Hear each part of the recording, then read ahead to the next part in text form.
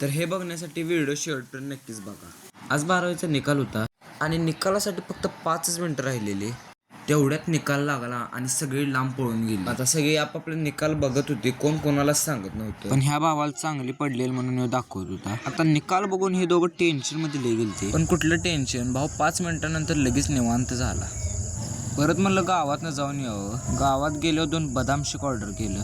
मग लवकर पिऊन घरला गेलो, कारण आपल्याला यात्रेत लवकर यायचं होतं. मग लवकर घरला जाऊन आवरलो आणि लवकर यात्रेत आलो, कारण आज यात्रेत 5 वाजता कुस्त्या होत्या. आता तिथली जागा नव्हती, असंच जाऊन उभारलो. पहिलवान पण एकाच साडीत एक येत होतं. मग थोड्या वेळाने यात्रेत गेलो.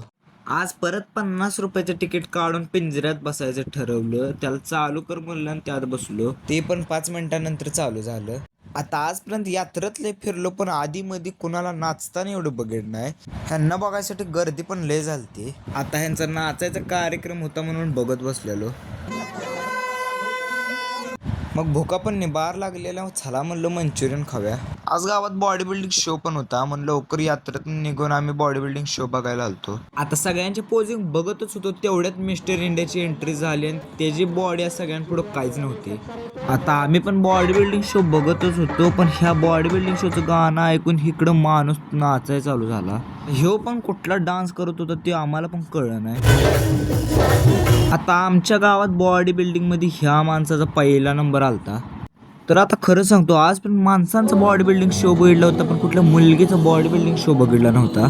आणि ही मुलगीची पोज देत होती, त्या पोज पण आम्ही आयुष्यात पहिल्यांदाच बघत होतो.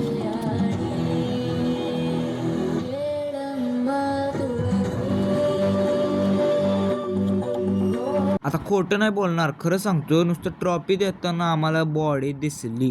आता आजच्या व्लॉगमध्ये एवढंच. पुढच्या व्लॉगसाठी पेजला फॉलो करून नक्कीच ठेवा.